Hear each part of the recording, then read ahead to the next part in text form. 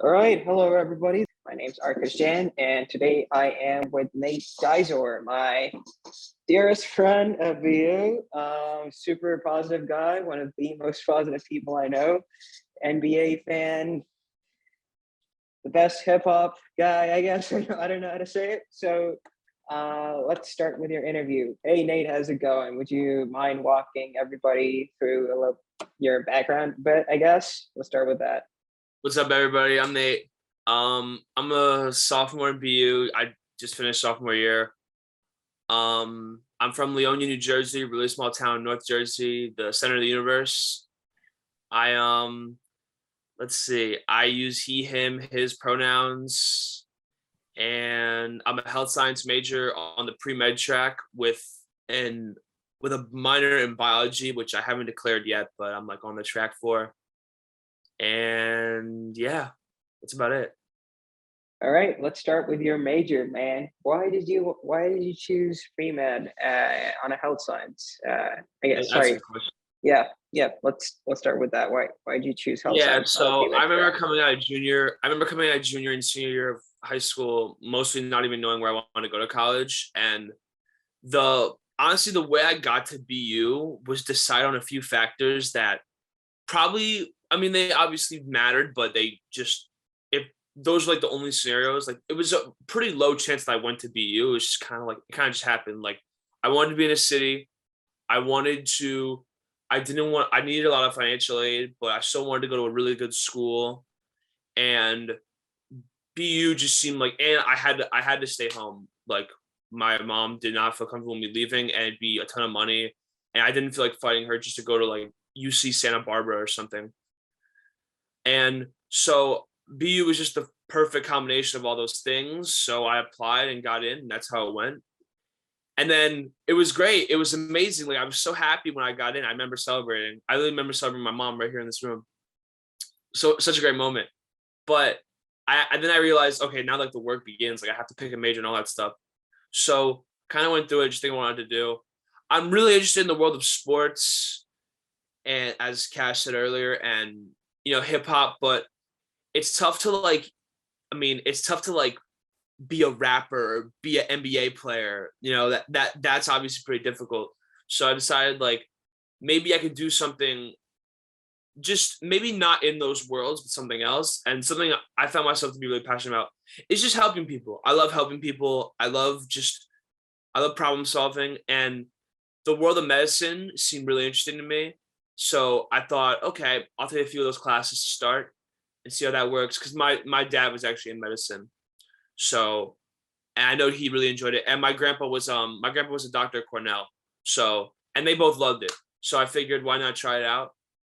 And I did, and it's been great. The reason why I majored in health science specifically, out of like all the majors in Sargent College and whatnot, is because health science just seemed like the most broad one where I still had flexibility to switch if I didn't want to be in it. And it was just like, it was just a perfect major. Like I was able to take all the classes I wanted to, but I wasn't like locked down in some job. But I'm still doing pre-med classes. So that's what I feel good about. And yeah, I like leaving school knowing that I have a job and I can get a job. That's probably my biggest fear going to college is like, what do I do after the 4 years if I'm done and I don't have a job or anything? All I have is like some degree and something I'll never use or whatever.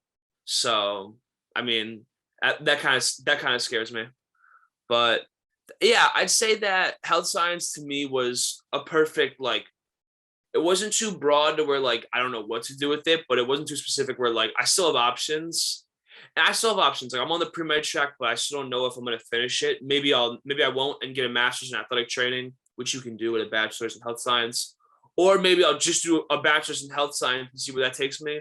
Or maybe I'll do a pre-med. Maybe I'll go to medical school, or maybe I'll do the biology minor. Like I have so many options, and that's where I like to have it at. But I still like know what I'm on pace to do. My dream job personally is to be like, it's probably to be like a team doctor or a team physician or a trainer on a sports team. Obviously, that's like the goal. That'd be amazing. But I'm trying to work my way up there right now. I'm in the I process love of that that. answer. I love that answer. It's congratulations. If you hadn't come to BU, I guess we wouldn't have met yet. So, glad that happened. And, I know, me too, dude. I love that answer that, you have that flexibility of choosing what you want to do after 4 years. Do you want to do a master's, or do want to continue with pre-med, go to med school? You have Yeah. a lot of options. And I guess you touched upon the need for a safety net.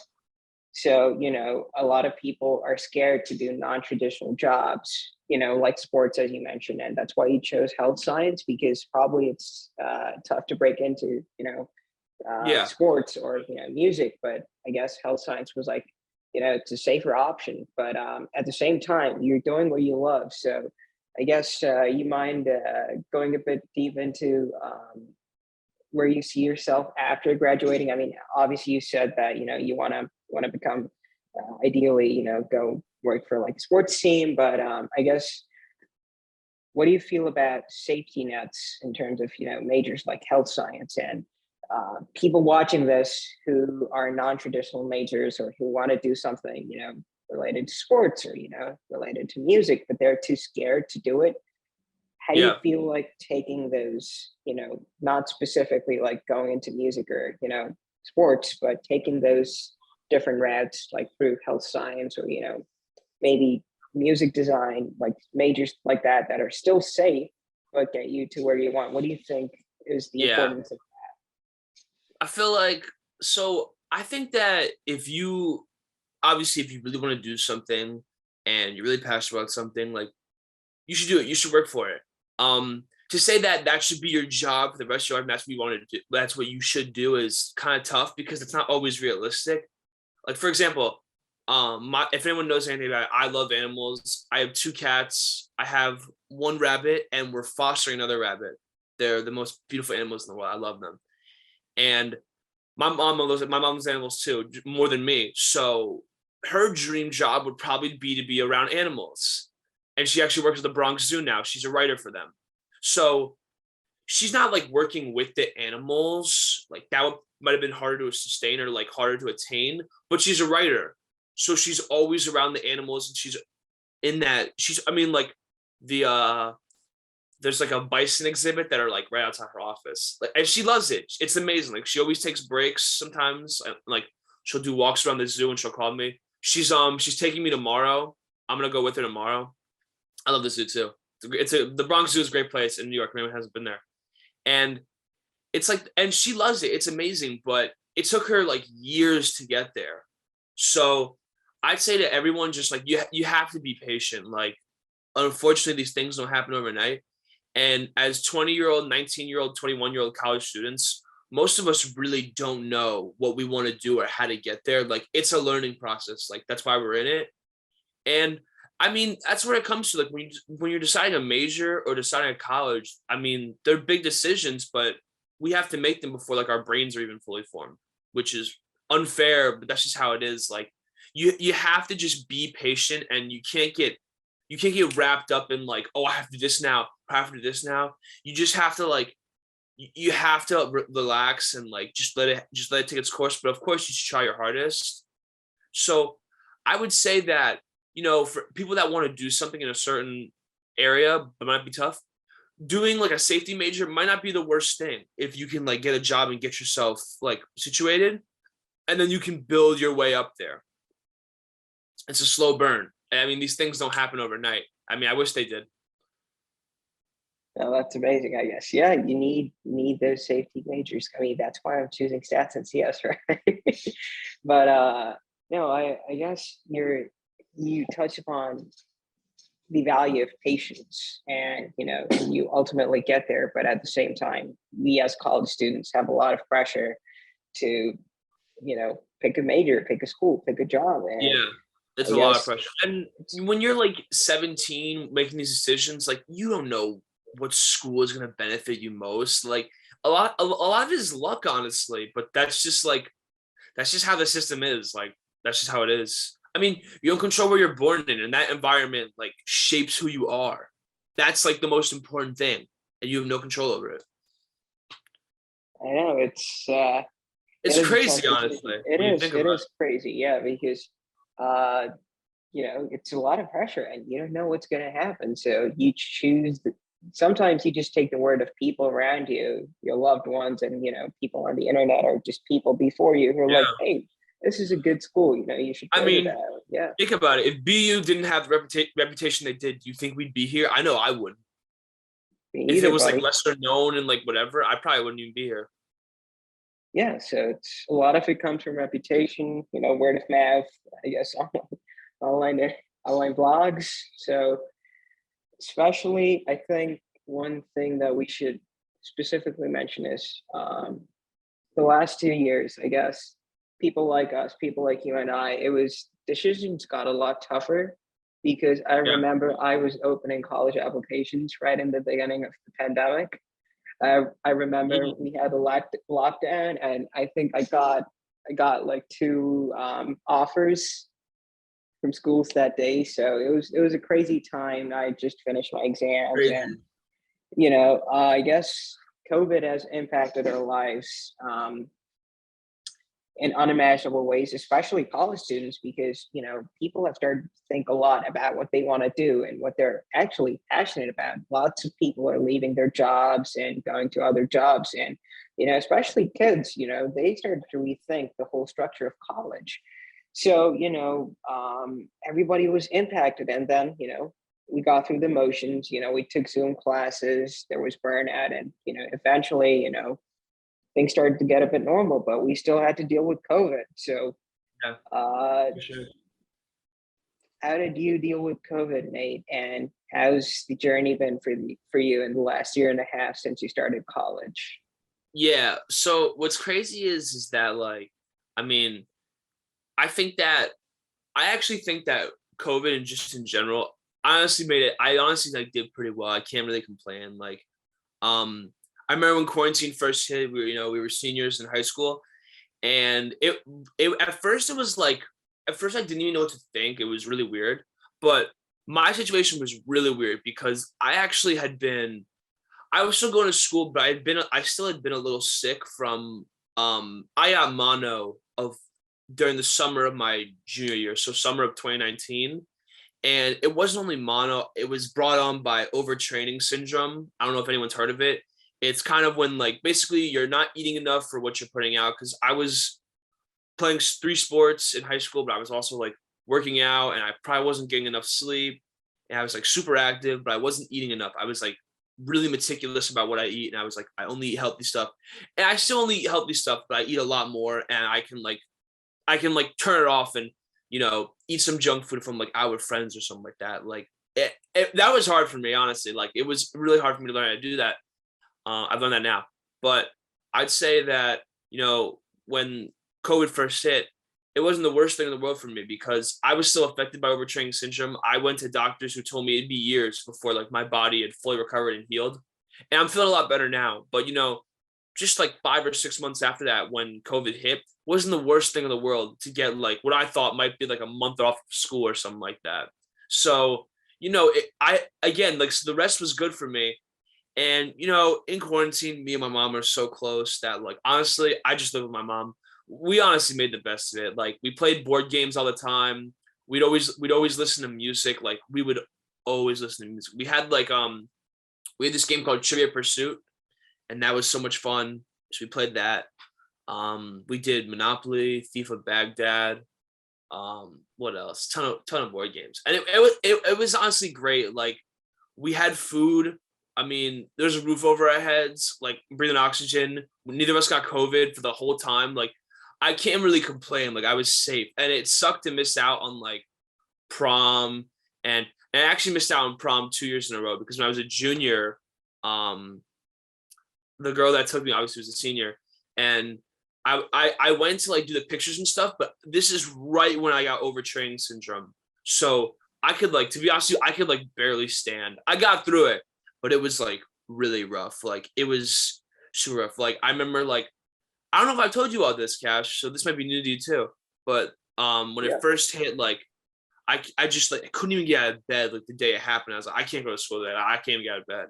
And then um started moving around a little bit. but like it really hurt to get up the stairs. Like my legs were in like excruciating pain, and like I didn't even try to work out because I was like I just didn't feel really well. And it happened right during the NBA playoffs, which is actually going on right now. It's one of my favorite times of the year personally. And I remember falling asleep during like the finals games because I just couldn't stay up. Like I was just too tired to. And like I would never miss those things in a million years if anyone knows me. So yeah, like it really affected me. But I stayed positive. I stayed patient. A lot of my friends were really helpful. Some of my friends always came over and stuff like that. We hung out and whatever. So that was really good. I got the help I needed, and I didn't overreact like in the moment. You know, it sucked, obviously, but I just kept through it. And then with COVID, again, it sucked. We missed out on like prom and senior week and all that, but I just stayed patient. I focused on all the positives in my life because there's so many. I mean, I'm still breathing here today. So again, I really can't complain. Like oxygen tastes really good. It tastes really good. I love it. I mean, like, what is there to complain about? Like, I have a roof over my heads. I have amazing animals. One of my good friends is interviewing right now. So, you know, I can't complain about that. COVID, again, like I said, it wasn't that bad for me. I didn't lose anything. Like, my mom still had a job. I still could go to college. I was on campus, fall semester, I was about to say, and that was like honestly one of my favorite semesters at BU. Probably because it was the first one. So, you know, but it wasn't that bad. So for everyone that's being affected with COVID, I can't imagine how that goes. And I got COVID too. So I know how it feels to physically get the disease, but mentally, emotionally, and financially to really be affected by COVID is different. It's a whole different animal. And listen, I mean, it sucks, but you have to stay patient and just focus on you have to focus on the positives you love. Like if you feel overwhelmed, I always just like call one of your loved ones or something like that. And I mean, Cash knows it. Just in the last year, like the last school year, I went to isolation housing twice in the fall semester. Once was because I was like contact traced by a friend who got it, and I actually took bites out of her cereal, but somehow I didn't get COVID. However that works. Still cracks me up. Still cracks me up. And then I literally took bites out of her cereal, and the next day she texted me that she got COVID, and I was like, I have COVID. It's done. Never tested positive. And then, so that sucked, obviously being in isolation, but I was able to get through it. Like, it wasn't the worst thing. Like, some of my friends would like Zoom me labs and whatnot, so I was able to get through it. And then I got back on track. Semester was going really well, and I got sent to isolation again because I actually got COVID, and that sucked. That really sucked. I mean, I had to go back to isolation again. I did the math, and I spent over 20% of this semester just in isolation, which is crazy. I mean, there was like 3 weeks. And the semester's like 15, a little less, I think. And yeah, that was really hard. But again, I stayed positive. Like I did like the dumbest things to like make me happy. Like I would let us go on these little walks, which were really nice. So that was good. Sometimes I tell my friends to like meet me there, and I'd like talk to them and whatnot. So that was really nice. And you know, I remember when I first got there was a big UFC event going on, so I stayed up all night for that, and I was like playing music, and I was having ton of fun with that. What else? I would do little workout circuits that I really enjoyed, and those were a lot of fun because I was stuck in that room, you know, lobbing carbon dioxide in that room probably when I got out. And you know, I mean, isolation was like, at least I didn't, to be honest with you, I didn't love the food. I didn't think it was that good, but at least I got food. Like that was at least something. So it was kind of tough when I wasn't totally looking forward to the food. And classes were even harder because when I actually had COVID, you know, I was sick. So I didn't really feel like doing coursework. Plus most of my classes weren't even recorded. So I couldn't even keep up with the material if I wanted. And that was really tough for me in school. And it was tough. Like it really was. And, you know, some of my grades kind of suffered from it. I still did pretty well, but I felt like kind of cheated or kind of robbed. Like I felt like BU kind of did me wrong because they got rid of it. They got rid of remote learning, but people were still being sent to isolation. So how does that even make sense? It doesn't make sense.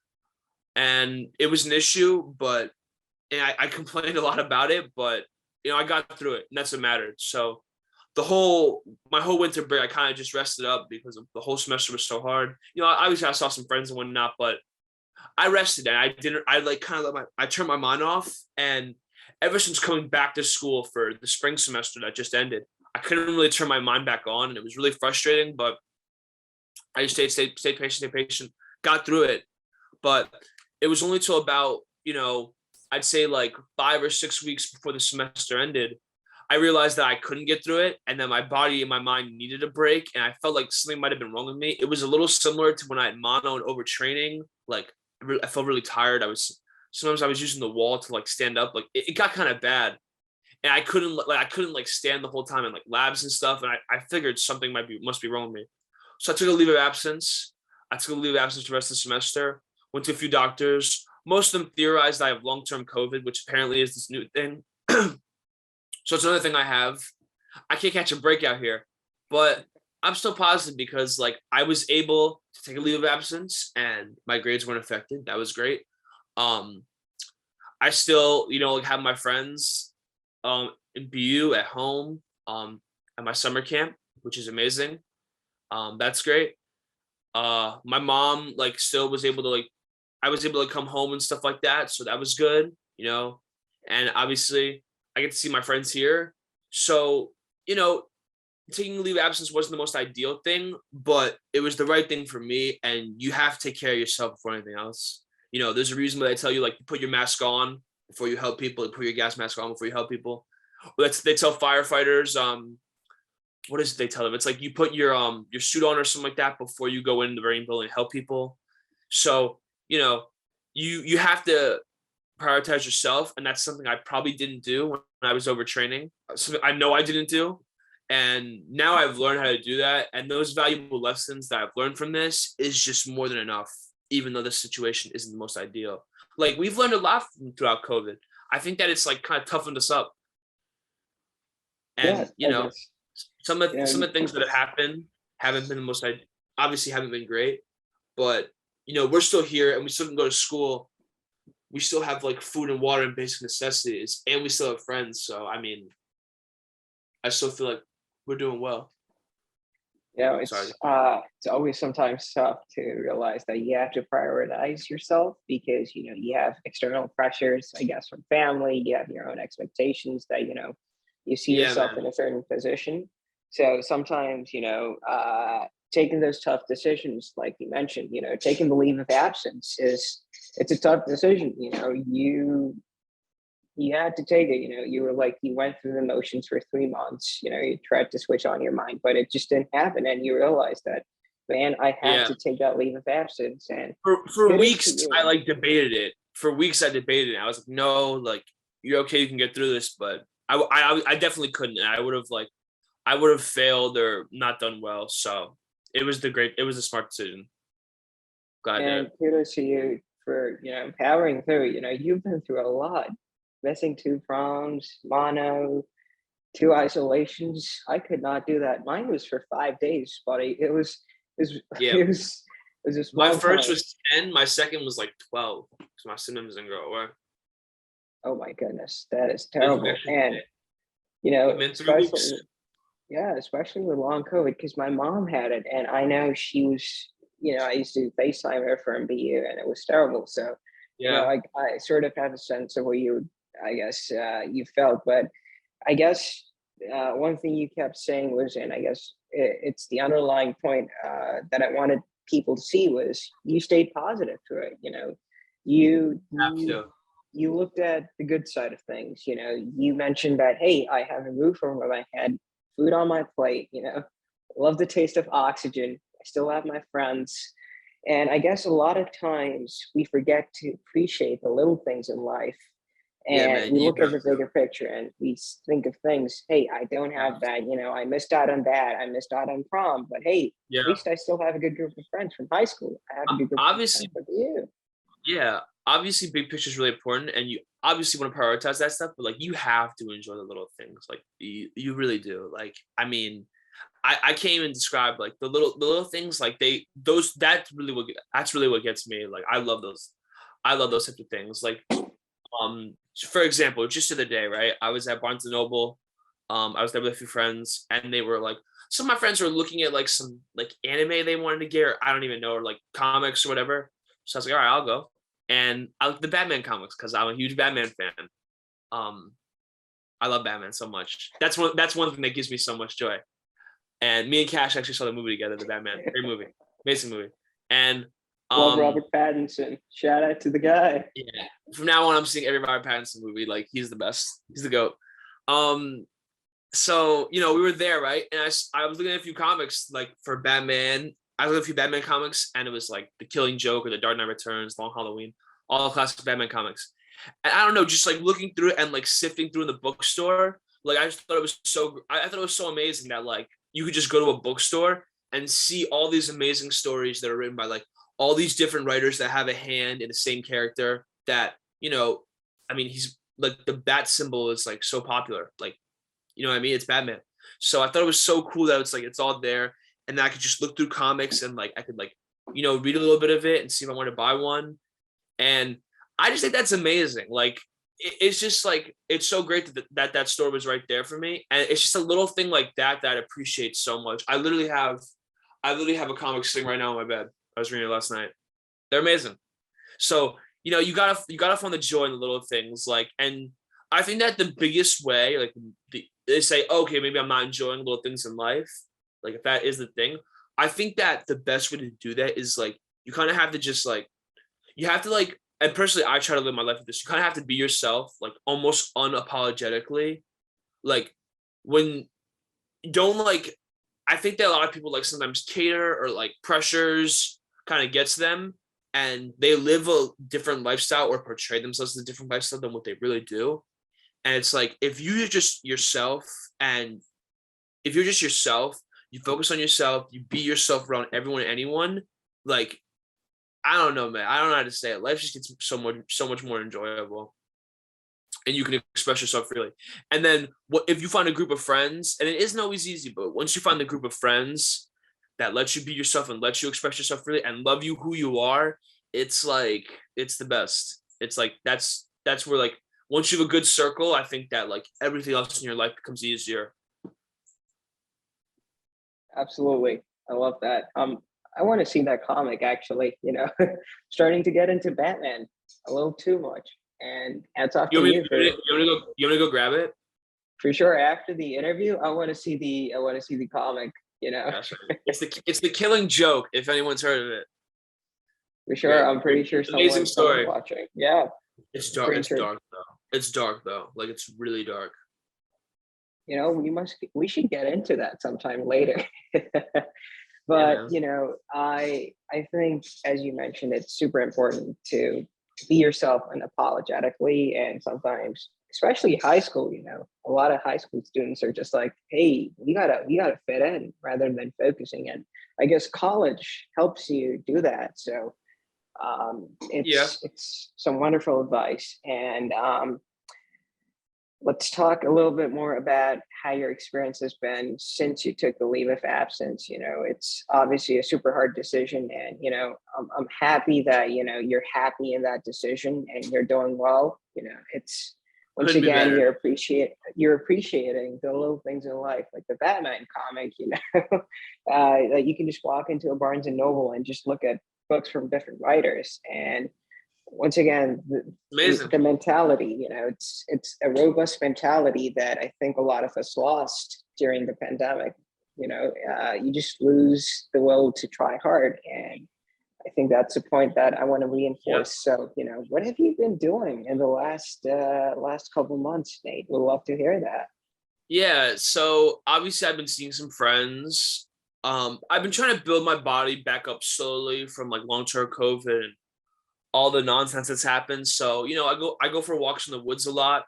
I visit my grandpa a lot. My grandpa's in the town over, which I'm super grateful for. Like, I don't know how many years he says left. He is 89, I think, 89 or 90, one of those. And yeah, he's amazing. He's honestly like one of the best people in the world. Like he's awesome. So I try to get there as much as I can. We talk about like just last night I was talking to him about We talk about the Celtics game, the Celtics basketball game, and he loves that. I got him into it. I got my mom into it too. We're You all got Nets me fans. into it. You got me into it. Come on. Yeah, Cash into it too. We're all Nets fans, but it's good to watch other teams. So we were talking about the Celtics. We were talking about the Celtics Heat game, and my grandpa likes watching the Celtics. Actually, funny enough. So that was really good. And so I see him a lot. Again, I see a lot of friends that are around. We play basketball at the park a lot. There's a park right in my neighborhood, so it's always fun to go there and play basketball. It's super nice out, so got to take advantage of that. NBA playoffs on, been watching that. Watch that with friends sometimes. But also, I've been doing is I actually just started a blog. Funny enough, so I try to I don't let it rule my life, but I like to work on it and stuff like that. So yeah, it's been amazing. And basically, I write about all the things I love. So I write about sports, I write about hip hop and rap, I write about movies. I'll write about UFC or WWE, all types of stuff. So that's honestly been amazing for me. I'm working on this big thing to about the history of Batman at the box office. That'll be really good. I'm working on I'm doing NBA stuff about the playoffs, so of course I'm definitely doing that. The NBA is definitely the big thing right now, and I'm working on a Johnny Depp thing because with the Amber Heard trial, the defamation trial going on, it's I don't want people to forget about and I think everybody's on Johnny Depp's side here. I think that's pretty simple, and he's handled court like a rock star. But I'm growing up. Pirates of the Caribbean was huge for me, and I loved it so much. I had a video game, I had a freaking memorabilia. I can't remember how old I was, but I dressed up as him one year. Who doesn't dress up as Jack Sparrow one year? And Jack always stuck out to me. Jack was always the guy to me. I liked Will Turner too a lot, and all the side characters are great in it too. But Jack Sparrow always stuck out to me, and most of that just goes to Johnny Depp's performance. He's just incredible in those movies. I really just the other day I was rewatching some of the scenes, and I have so much fun just rewatching them and saying lines before they happen. It's the movies are just incredible. I implore anyone who hasn't seen the Pirates of the Caribbean movies to go watch them. So I'm working on something for that. But yeah, the blog has been super helpful because it lets me lets me get my mind, lets me get the wheels turning, and it allows me to do focus and do some work. And that was obvious. I had a lot of trouble focusing last semester, so it's good to kind of retrain my mind, retrain my thought. And again, I love it so much. It's not even work to me. Doing the research on different things or different games or whatever, and figuring out what's going on. I'm also gonna do something about Kendrick Lamar's new album. So that's a big thing. That's a huge album. Mr. Morale, The Big Steppers, Doctor Strange's movie. There's so much stuff coming out. And I just enjoy writing a lot. And my mom tells me sometimes that I'm a better writer than I give myself credit for. So, and again, it's just a side project. It's just something fun to do. I have 5 articles up now, so I'm starting to actually get somewhere. I don't know where this is gonna take me, but I enjoy it. So I'm gonna keep doing it. That's fascinating. I love Johnny Depp too, in the Pirates of the Caribbean movie because, I guess pirates were outcasts, and I love that they owned who they were. Yeah, So dude. And pirates weren't cool before Pirates of the Caribbean. How do you a Pirates movie was kind of tough to do, and they mastered it, man. Those movies are timeless. Yes, sir. If anyone hasn't watched those movies, you got to watch the Pirates of the Caribbean movies. The last 2 are kind of whatever. I slept through the last one. I'm not gonna lie. Yeah, they're whatever. But the first three, you gotta watch that. No, so many OGs. Great moments, so many great characters, great performances. Just those names Jack Sparrow, Will Turner, and Elizabeth Swann. Those are just such great names. Whoever named Davy Jones, I don't know, man. They're just great names. Everything about the series I love. Pretty sure Star Wars needs a page out of Pirates of the Caribbean's book because those names in the recent movies, I gotta be honest, they need to step their game up. Yeah, man, it's they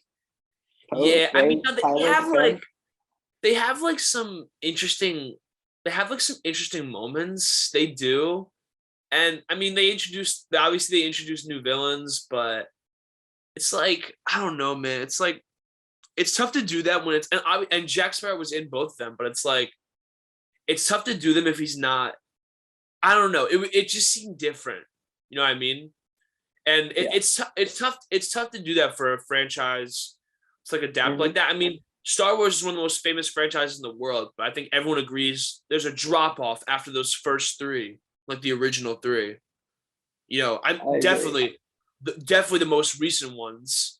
I think Force Awakens is really good of the recent ones. I really like Force Awakens. I'll stand by that movie. The last two, oh my gosh, dude, We're gonna get some it, controversial opinions on that, but it's tough. focusing, It's tough, man. I getting love back Star on Wars. track. I love it too, man. So we can debate on that later, but because I have some views about the Force Awakens, but You don't like it? getting it's it's a good movie. It's a good movie, man. I'm not saying anything about it.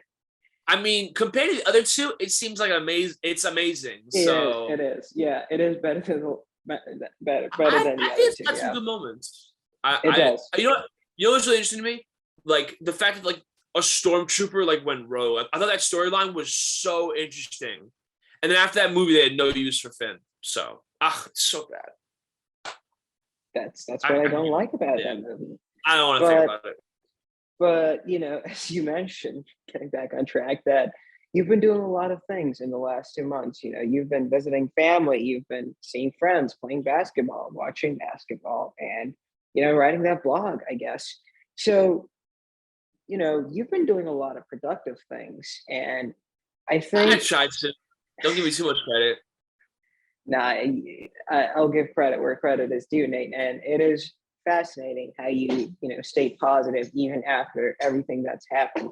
And I guess one of the things I want to ask you is, for a lot of people, especially, I guess, let's talk about, I guess, minorities or people from low income households.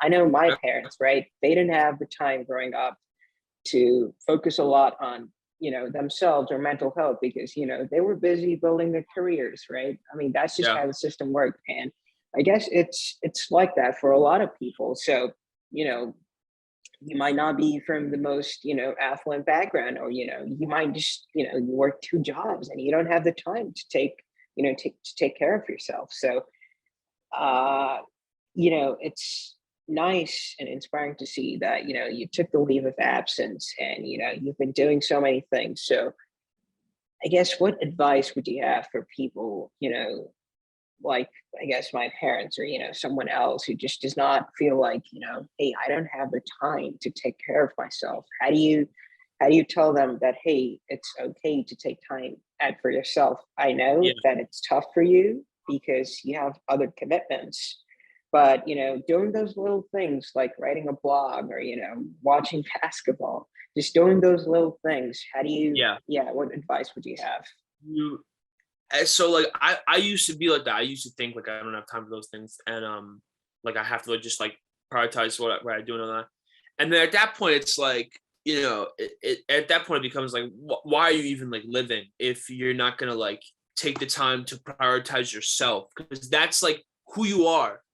And um I think that quarantine, despite all the things that it hasn't given us, I feel like it's kind of made me a little more emotional in a weird way, which is where like I'm like more in tune with my emotions. I think at a younger age, I didn't really know, and part of that is with growing up. I think at a younger age, I didn't really have to like control them or like when to express myself, I guess. And I obviously like looking and then in the moment, no one noticed. But looking back on it now, it's like okay, like maybe it's whatever, maybe it's a little different because like things like music, um, like superhero movies, all those types of things, Pirates of the Caribbean, all those things, sports, all those things. I love, like they're so emotionally resonant with me. I love them so much that it's like if I didn't have all those little things in my life, and I feel like I didn't have time, like my life would be like dramatically less value to myself, and that's what's important. So I tell all these people like that it is tough to like give yourself a break and take time. It's one of the toughest things to do, especially if you feel like you have to work, but like you just have to do it. Like you just have to do it. And just start little by little, but find things that you enjoy, that you love, that you can like look forward to. It's always great that like when you come home from work or like when you come home from school, you have something to look forward to do, whether it's like, I don't know, whether it's talking to a friend or, you know, a video game or like a big game that's going to happen tonight. Having something to look forward to is like the best thing ever. And I mean, again, like you have to make time for this. Like, you have to make time for yourself. I always say in college, like I say it with sports players, right? Who are in really tough majors. I always say that I don't understand how those people have themselves, because they have to do sports, balancing with school, balancing like a social life, plus like being around, like, you know, talking to family members and stuff like that.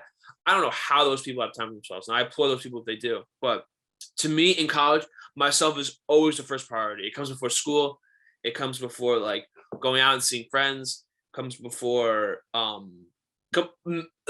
mental health and like taking time for yourself. I guess that's mental health. That comes before physical health, and that's probably second.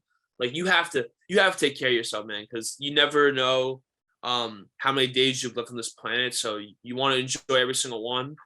And we have a beautiful planet that unfortunately we're ruining just by a second. You gotta take care of yourself, man, and because you don't know how long you're gonna be here, and you don't want to look back and say like, oh, I did it wrong, I didn't enjoy it, because you have to enjoy it. That's why we're here. I mean, that's what like people intended for us to be. And seeing like we have so many advantages that people in the past didn't have, like with the spread of information, with accessibility. Like I can walk out my house and go on a phone and just call a car, and a car picks me up and someone drives me somewhere. Like just little things like that. Like we have all these things at our disposal. Like, you know, we should take advantage of it. I think that's the perfect end to this interview. You know, I love that positivity. I always say that to you. You know, you got camp coming up. You've obviously Can't wait to that. given a lot. Camp show right here. Yes, sir. Shout out to the camp. So, you know, hey, I think, you know, just iterating back everything you said, it's having a positive mentality and, you know, taking the time to take care of yourself, because, you know, if you don't do it, no one else would. So I think no one else will. No one else will. And, you know, I really appreciate you taking the time to talk to me. So thank you so much, Nate. I think you're going to inspire a lot of people. So thank you. I'm going to stop recording right now.